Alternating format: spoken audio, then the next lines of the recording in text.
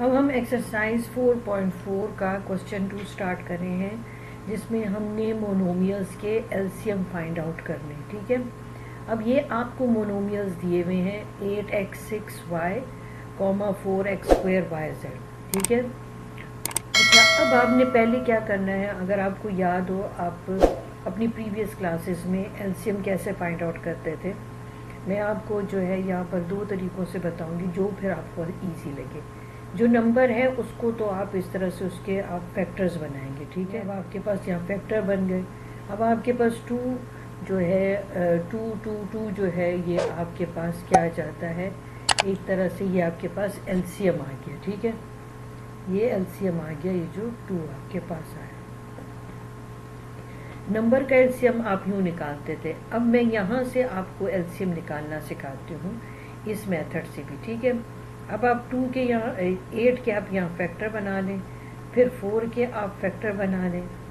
अच्छा, अब आपने x6 और x, यहाँ पर भी x है, यहाँ पर भी x है, दोनों मोनोमियल्स में आपने देखना है कि फैक्टर्स आप उस वैल्यू के बनाएं जो आपके पास ग्रेटर है और छोटी वैल्यू के बराबर आपने बनाना है। जैसे पहले आप इसमें से x2 सेपरेट कर लें और पीछे आपके पास क्या बच जाता है, 4 बच जाता है। y दोनों में है, y को आप ऐसे ही रहने दो। ठीक है, z भी आपके पास एक ही है। अब हमने देखना है कि इनमें हमारे पास कॉमन वैल्यूज़ कौन कौन सी है। पहले हम कॉमन फाइंड आउट कर लेते हैं। ये देखिए, ये आपके पास 2 इसमें भी एग्जिस्ट करता है, 2 इसमें भी एग्जिस्ट करता है, x2 इसमें भी एग्जिस्ट करता है, और y इन दोनों में एग्जिस्ट करता है। अब पहले हम कॉमन लिख लेते हैं। ठीक है, हमने कॉमन लिख लिया, 2 आपके पास 2 कॉमन है, x2 और y कॉमन है। अब हम जो अनकॉमन है अब हम उसे लिख लेते हैं। ठीक है, चलिए हम अनकॉमन देखते हैं। अब अनकॉमन क्या रह गया हमारे पास, 2 को अनकॉमन रह गया, x4 अनकॉमन रह गया और z कॉमन रह गया। अब अगर आप इसे कंबाइन करके लिखें तो देख रहे हैं आप कि अगर मैं 2 को कंबाइन कर लूँ, x को कंबाइन कर लूँ, तो मल्टीप्लिकेशन में तो पावर ऐड हो जाती है, तो 2 + 4 आपके पास 6 हो जाएगा, y ऐसी ही रह जाएगा और z आपके पास आ गया। अब इसके एंड पर आपने क्या आंसर लिखना है, अब देखें 8x6y और z। ये तो इस फॉर्मूला के थ्रू आप एलसीएम निकाल रहे हैं। नंबर का एलसीएम आप इस तरह से निकालते थे। ठीक है, मतलब ये आप पुरानी क्लासेस में सीख रहे थे। अब आप नोटिस करें, यहाँ पर भी 8 आया और यहाँ पर भी नंबर का जो एलसीएम हमने निकाला था 8 आया।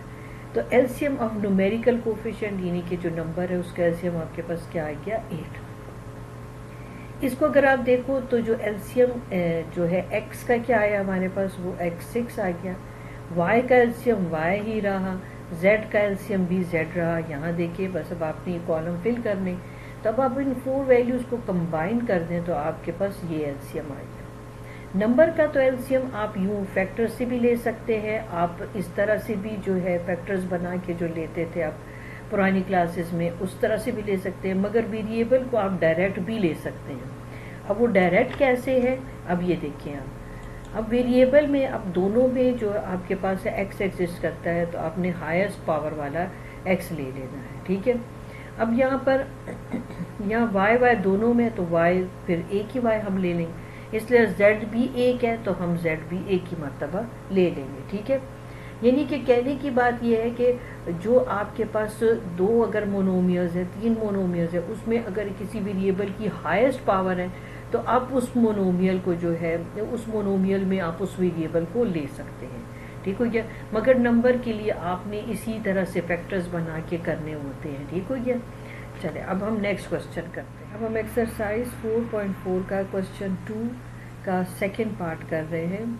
आपको ये 2 मोनोमियल्स दिए गए हैं, मेथड आपके पास वही है। मैं नंबर्स का जो है आपको एलसीएम वही पुराने तरीके से भी लेके दिखा रही हूँ और फॉर्मूला से भी लेके दिखा रही हूँ। ठीक है, अब ये देखें आप, ये आपके पास पहले आप इस तरीके से करते थे।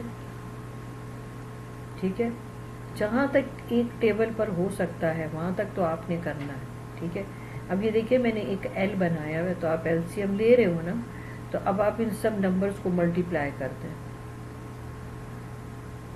ये आपके पास 2 × 2 × 3, यहाँ पर आपके पास 4 है और 4 को आप 3 से मल्टीप्लाई करें 12 आ गया। इस 12 को आप 2 से मल्टीप्लाई कर दें तो आपके पास 24 आ गया। ये आपका इस तरीके से नंबर 24 आ गया, ठीक है। अब यहाँ से भी निकालना सीखें। अब 12 के फैक्टर करें तो आपको पता चल जाएगा। चलो मैं अगर 12 के सपोज ऐसे फैक्टर कर दूँ, ठीक है ना, तो ये देखो है। अब एक्स क्यूब भी है, एक्सिस में भी दोनों मोनोमियल्स में एक्स है, तो अब आप एक्स स्क्वायर के फैक्टर नहीं करोगे बल्कि आप एक्स क्यूब के फैक्टर करोगे। जो छोटा है उसके बराबर आपने लाना है, ठीक है। वाई तो दोनों में नहीं है, एक में बस वाई को यूं ही छोड़ दें। जेड दोनों में है, ठीक है, तो उसके मजीद फैक्टर तो कर नहीं सकते। अब हमने क्या करना है, अब हमने देखने की कौन सी वैल्यू दोनों में एग्जिस्ट करती है। अब ये देखिए 12 दोनों में एग्जिस्ट करता है, एक्स स्क्वायर भी दोनों में एग्जिस्ट करता है और जेड भी दोनों में एग्जिस्ट करता है। ये तो हो गई भाई कॉमन वैल्यू, ठीक है। 12 हो गया, एक्स स्क्वायर हो गया और जेड हो गया। अब हम देखते हैं अनकॉमन वैल्यू इसमें कौन सी है, ठीक है। अनकॉमन वैल्यू देख लेते, तो अनकॉमन में आपके पास आ जाता है 2, अनकॉमन में आपके पास आ जाता है x, अनकॉमन में आपके पास आ जाता है y4। अब ऐसे करें, इन सबों को कंबाइन करके लिखें। 12 को 2 से आप मल्टीप्लाई करें तो 24 आ जाता है। एक्स स्क्वायर को x1 से मल्टीप्लाई करें, मल्टीप्लिकेशन में पावर ऐड हो जाती है, तो 2 + 1 आपके पास 3 आ गया। अब z भी एक है और y भी एक है, तो y4 और z, ठीक है। अब देखिए यहाँ 24 आया है ना, मगर x, y, z को आप एक बहुत ईजीएस्ट वे से भी यहाँ से पिक कर सकते हैं। देखें एक्स स्क्वायर और एक्स क्यूब में जो आपके पास बड़ी पावर कौन सी है, एक्स क्यूब, तो आपके पास ये एलसीएम हो गया। नंबर को आप इस तरीके से भी निकाल लें फैक्टर्स करके, नंबर को आप इस तरीके से भी निकाल लें जो कॉमन है और अनकॉमन है। एलसीएम वाई, अब वाई तो 4 एक ही है ना, तो फिर हम उसको बस एक ही को लिख लेते हैं। जेड दोनों में 1 1 एग्जिस्ट करता है, तो हाईएस्ट तो इसमें कुछ भी नहीं है, तो बस हम जेड को ले लेते हैं। मतलब ये वेरिएबल को तो आप इस तरह से पिक कर सकते हैं, मगर नंबर के लिए आपको इस तरह से या तो फॉर्मूला अप्लाई करना पड़ता है, जैसे ये कॉमन और अनकॉमन का, या आप इस तरह फैक्टर बना के कर सकते हैं। रिक्वायर एलसीएम आप इन सारी वैल्यूज़ को कंबाइन करके लिखें, ठीक है। अब हम इसका नेक्स्ट पार्ट देखते हैं। एक्सरसाइज 4.4 का क्वेश्चन 2 का थर्ड पार्ट कर रहे हैं। अब नंबर का जो आप एलसीएम है आप यूँ निकाल सकते हैं, ठीक है।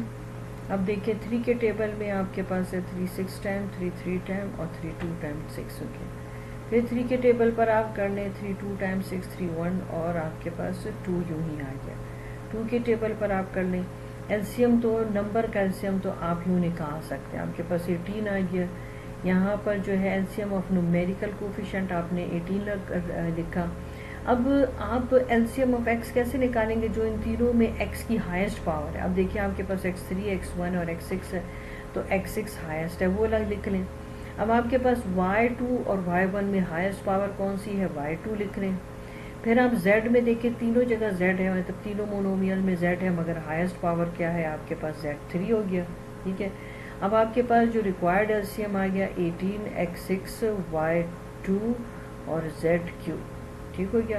अब हम इसके बाद इसका फोर्थ पार्ट करते हैं। और अगर आपको इसमें इसको जो है जो मैंने एलसीएम के फॉर्मूला से भी निकालना सिखाया, अगर आप उससे ट्राई करें तो भी आप कर सकते हैं, मगर एक एमसीक्यूज टाइप क्वेश्चन है, तो मेरे ख्याल में बस आप इस तरह भी कर लें तो आपके लिए एक्सरसाइज 4.4 का क्वेश्चन 2 का फोर्थ पार्ट आप देखें। अब इसमें आपके पास 28 ही की नंबर है, उसका हम क्या मज़ीद फैक्टर्स बनाएंगे, तो इसका मतलब है कि आपके पास, क्योंकि 1 अब बाकी उसमें तो नंबर नहीं है ना, 1 है, तो 28 ही हमारे पास जो है एलसीएम रहेगा, ठीक है। अब हम जल्दी देख लेते हैं एक्स की हाईएस्ट पावर आपके पास इसमें क्या आई है। एक्स की देखिए यहाँ x1 है, यहाँ भी x1 x2, तो हाईएस्ट पावर x3 हो जाएगी, ठीक है। फिर आप y की हाईएस्ट पावर इसमें देख सकते हैं, y1 है, y3 है, y5 है, तो इसका मतलब है y की हाईएस्ट पावर y5 है, ठीक है। z की हाईएस्ट पावर आप देख सकते हैं, इसमें आपके पास z3 है, z5 है और z1 है, तो इसका मतलब है कि z5 आपके पास इसका एलसीएम आ जाएगा। यानी Z का एलसीएम Z5 है।